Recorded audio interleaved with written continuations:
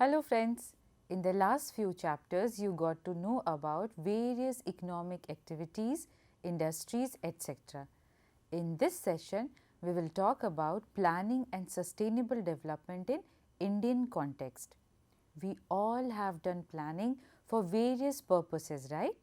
Say for example, planning for finishing the studies before examination, for organizing a get together of friends, or for planning to place your teammates during kabaddi or cricket. What does planning means? It involves the process of thinking, formulation of a scheme or program and implementation of a set of actions to achieve some goal. Similarly, planning is done at international, national and regional level as well. In this session, we will be talking about planning for economic development. Have you ever thought why is planning important for any country or for India? Do all the sectors and regions of country have similar development? No, isn't it? Therefore, there is a need for planning. Generally, there are two approaches to planning. One, sectoral planning and second, regional planning. Sectoral planning means formulation and implementation of the sets of schemes or programs aimed at development of various sectors of the economy such as agriculture, irrigation, manufacturing, power, construction, transport, communication, social infrastructure and services. Take an example of our country India. What do you observe? There is no uniform economic development over space in the country. Some areas are more developed and some lag behind. This uneven pattern of development over space necessitates that the planners have a spatial perspective and draw the plans to reduce regional imbalances in development. This type of planning, which is done for particular regions, is termed as regional planning. All this planning needs to be done in a manner that it takes care of the area that needs interventions the most. In other words, the planning process has to take special care of those areas which have remained economically backward. After 15 years of planning for the country, it was realized that regional imbalances in economic development were getting accentuated. In order to curb these regional disparities, the Planning Commission of India, now known as Niti Aayog, decided to launch target area and target group approach towards planning. Target area approach focused on areas and target group focused on particular socio-economic groups. Some of the target area programs designed for the country are Command Area Development Program, Drought Prone Area Development Program, Desert Development Authority and Hill Area Development Program. On the other hand, Small Farmer Development Agency SFDA and Marginal Farmers Development Agency MFDA are the examples of target group programs. Did you know that it was in the 8th 5-year plan special area programs were designed? These programs were designed to develop infrastructure in hill areas, northeastern states, tribal areas and backward areas. Let us take examples of few of these programs to understand it. At first, we will discuss about Hill Area Development Program or HADP. Hill Area Development Programs were initiated during the 5th 5-year plan covering 15 districts comprising all the hilly areas of Uttar Pradesh, presently Uttarakhand, Mikir Hill and North Kachhar Hills of Assam, Darjeeling district of West Bengal and Nilgiri district of Tamil Nadu. The National Committee on the Development of Backward Area in 1981 recommended that all the hill areas in the country having height above 600 meter and not covered under tribal subplan be treated as backward hill areas. So, how were these programs designed? These plans were designed keeping in mind the topographical, ecological, social and economic conditions of these areas. These programs aimed at tapping and utilizing the indigenous resources of the hill areas through development of horticulture, plantation, agriculture, animal husbandry, poultry, forestry and small scale and village industry. Another target area program is the drought prone area program or DPAP. As the name suggests, this program was initiated for the drought prone areas during the fourth 5-year plan. The objectives were providing employment to the people in drought prone areas and creating productive assets. Initially, this program laid emphasis on the construction of labor intensive civil works, but later on it emphasized on other aspects such as irrigation projects, land development programs, afforestation, grassland development and creation of basic rural infrastructure such as electricity, roads, market, credit and services as well. It has been observed that this program is largely confined to the development of agriculture and allied sectors with major focus on restoration of ecological balance. In 1967, the Planning Commission of India identified 67 districts entire or partly of the country prone to drought.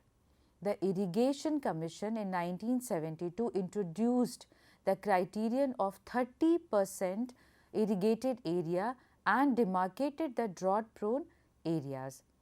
Broadly, the drought prone areas in India spread over semi-arid and arid tract of Rajasthan, Gujarat, Western Madhya Pradesh, Marathwada region of Maharashtra, Rayalaseema and Telangana plateaus of Andhra Pradesh, Karnataka plateau and highlands and interior parts of Tamil Nadu.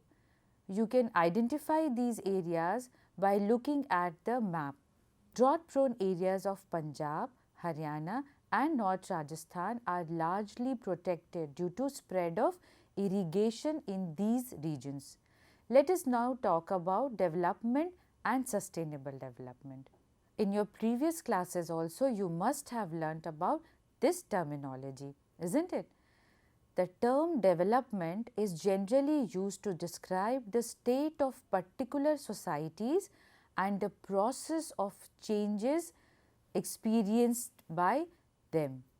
The state of the societies has largely been determined by the interaction processes between human societies and their biophysical environment. These processes of human environment interaction depend upon the level of technology and institutions nurtured by a society. This means that the manner in which human beings interact with their environment depends upon how much advanced they are technologically and also how their cultural practices have been. The technology and institutions have helped in increasing the pace of human environment interaction. The momentum thus generated by this has accelerated technological progress and transformation and creation of institutions. So, both technological advancement and institution help in the growth of each other. Development process takes the society forward. Hence, development is a multi-dimensional concept and signifies the positive, irreversible transformation of the economy, society and environment. Have you ever thought whether the concept of development has remained the same or has changed? To your information, the concept of development has been changing from time to time. Let us try to trace the history of the concept of development. The concept of development is dynamic and has evolved during the second half of 20th century. In the post-World War II era, the concept of development was synonymous to economic growth, which is measured in terms of temporal increase in gross national product or GNP and per capita income or per capita consumption. But what was observed was that even the countries having high economic growth experience speedy rise in poverty because of the unequal distribution. In 1970s, the phrases such as redistribution with growth and equity were incorporated in the definition of development. While dealing with the questions related to redistribution and equity, it was realized that the concept of development cannot be restricted to the economic sphere alone. Economic sphere here means per capita income, GDP, etc. But it also includes the issues such as improving the well-being and living standard of people, availing of the health, education and equality of opportunity and ensuring political and civil rights also. After this, by 1980s, development of the society. After this, by 1980s, development emerged as a concept which included widespread improvement in social as well as material well-being of all in a society. This means that development was now being seen as not only improvement in the income and economic aspect, but also as improving other aspects of life such as health, education, equality and security. Then emerged the concept of sustainable development. The notion of sustainable development emerged in the wake of general rise in the awareness of environmental issues in the late 1960s in Western world. It reflected the concern of people about undesirable effects of industrial development on the environment. Two important publications happened during 1960s and 1970s. These were publication of the Population Bomb by Ehrlich in 1968 and the Limits to Growth by Meadows and others in 1972. These further raised the level of fear among environmentalists in particular and people in general.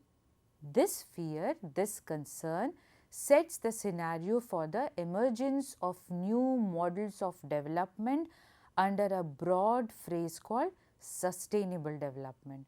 Concerned with the growing opinion of the world community on the environmental issues, the United Nations established a World Commission on Environment and Development WCED, headed by the Norwegian Prime Minister Gro Harlem Brundtland.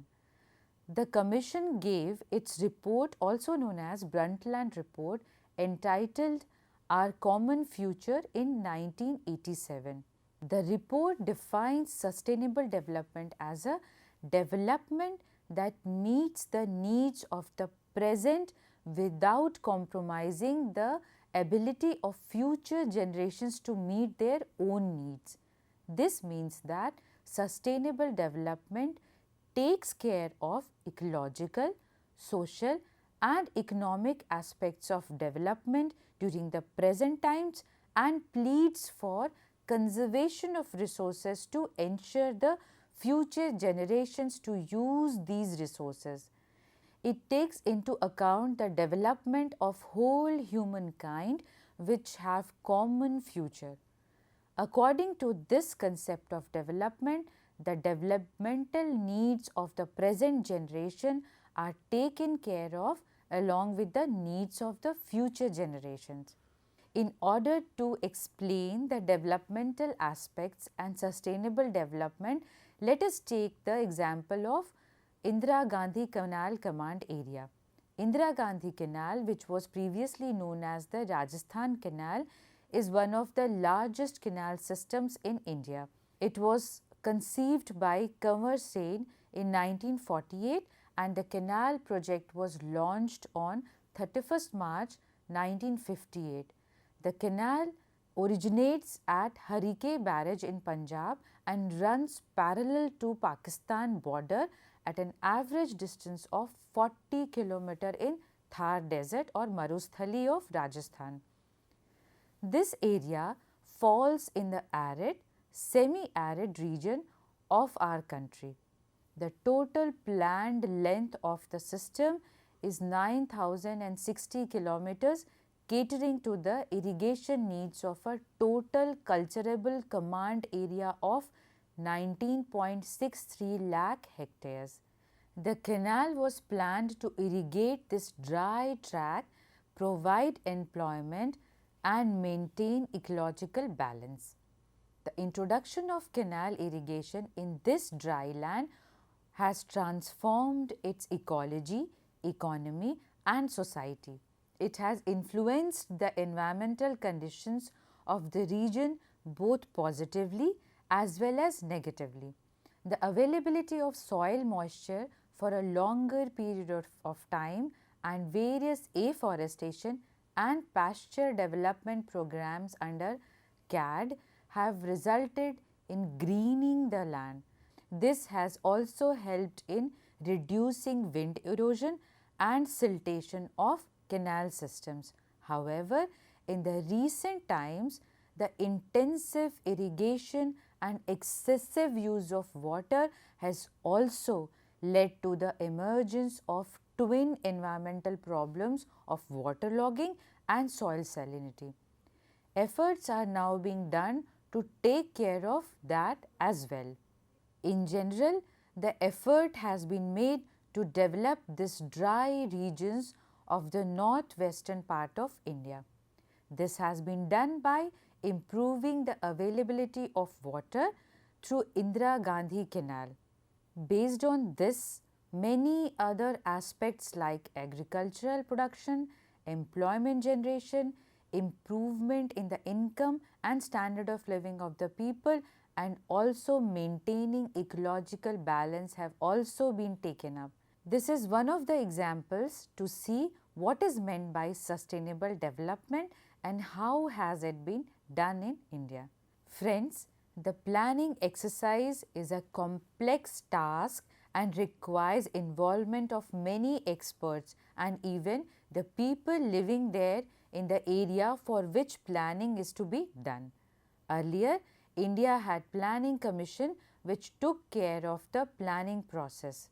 On 1st January 2015, the Niti Aayog was formed in place of Planning Commission.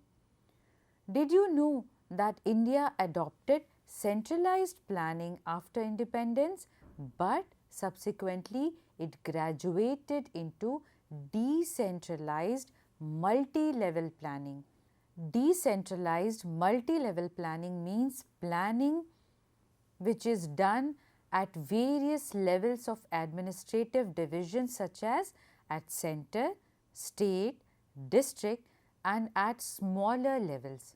Niti Aayog has been set up with the objective of involving the states in economic policy making for India for providing strategic and technical advice to the central and state governments. This was all about planning and sustainable development. Let us now revisit what we have learned today. We learned first what is planning and approaches towards planning. Second, types of planning. Third, concept of development and concept of sustainable development, taking an example of Indira Gandhi Canal Command Area. Learners, I hope You must have understood the concepts discussed today. In the next session, we will come up with other topic. Till then, try to think over what we discussed today and take care. Thank you.